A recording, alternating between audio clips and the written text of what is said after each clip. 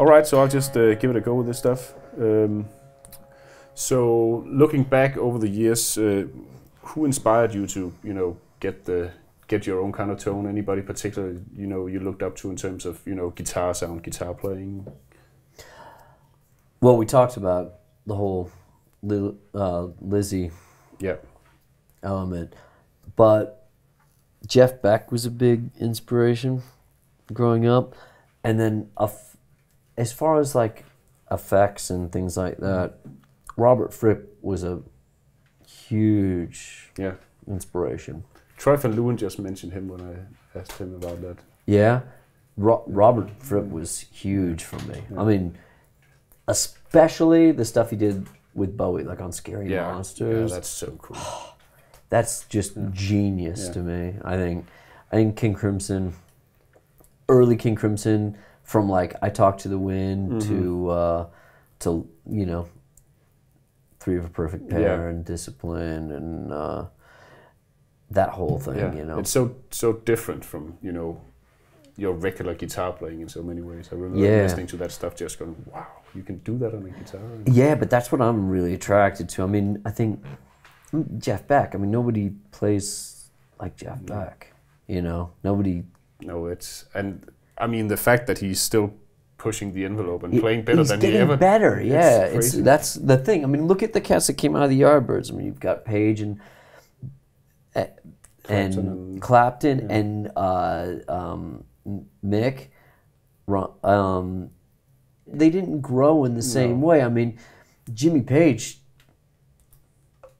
is a phenomenal talent, as is Eric Clapton. But I mean, did they get better? I don't. I mean, to me, I didn't find them as inspirational. Whereas now, I find Beck did every record. It's just like, oh my God. Have you seen the DVD, Ronnie Scott's DVD? Yes, yeah. That's just.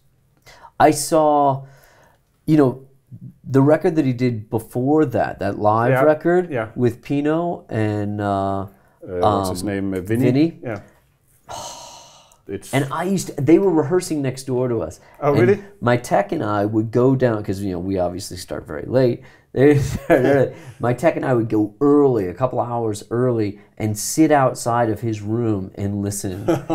And he'd come out and go, "Oh, hey guys." He's like really nice guy, but he doesn't allow anybody in his room when he's rehearsing. But just to hear him get a sound on an amp, it's like... Yeah, I really, really like him. And you're just talking about a Rat pedal and a wah-wah. Yeah. And a Strat. Yeah. And a whole lot of talent. Yeah. But that guy is just, in my book, he's the greatest living guitar player. Snakefinger was also a very overlooked guitar player.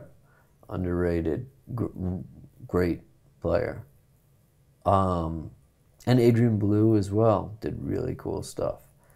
I mean, David Bowie has had some cool guitar players playing for him. Yeah. Stevie Ray Vaughan. Yeah. I mean, before Stevie Ray took off. Yeah. Yeah, that was a gig I would have liked to have done. Oh yeah. I got a call to do it, and I couldn't do it. Yeah. Oh. After my friend Paige Hamilton did a tour with them, and. Oh, from Helmet? Yeah. Paige is a really good friend of mine. Yeah. Yeah, and then he called. He was like, "This should be your gig." And, yeah, you're right.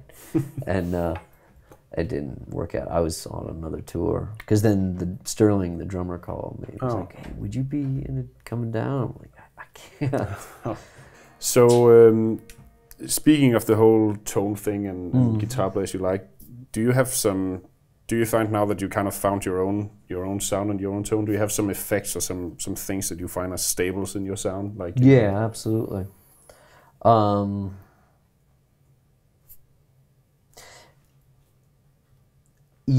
More special effects than anything else. Yeah. Anything in particular that you? In some lead sounds, like some heavy sounds, just more traditional guitar sounds. I have a couple of amps that I always seem to go back to that are just special. That there's there was an amp made. I'm a big fan of Selmers. I collect a lot of old British tube amps, and I love like Zodiacs. Yeah. The guy that designed the Zodiac in the 60s left Selmer and started his own company called Kelly. Okay. And those amps are phenomenal. They're amazing. And I bought a 100 watt. I have a 100 watt and I have a couple of 50s. And I also have a 100 watt PA head that I bought that I then sent to one of my favorite guys, Trace at Voodoo. And he's just everything he does is very musical. Yeah. All the amps he makes, and you're using a Voodoo amp now. I'm using one of his amps with Lizzie, and actually two of his amps. I'm using a Jubilee that he modified, and is very much his own type of thing. I mean, it wouldn't sound near like what it does without his help. No. But he did this Kelly. I call it a Trace Kelly. But it's amazing. I can't tour with it because he wants to build me one that's gonna be more roadworthy. But you use it in the studio and and it's become that sort of like a staple that I go back to because it has a very unique sound. Carlsbro amps have a very unique sound. Also, another British amp. Yeah. Really Are they cool. good? I always kind of, you see them and you go like... Check one out. Yeah? Yeah, if you can find like an old... Very close to like a Plexi, but like way over the top. Okay. Yeah. Really cool amps. Yeah. I like them a lot. More spongy, more like humble pie-ish. Not as, more like a Plexi, more like a GTM 45. Yeah.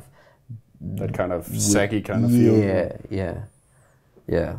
I recently bought a 64 Park that's an amazing amp too. I got the feeling you got a lot of gear. Yeah. I have way too much gear.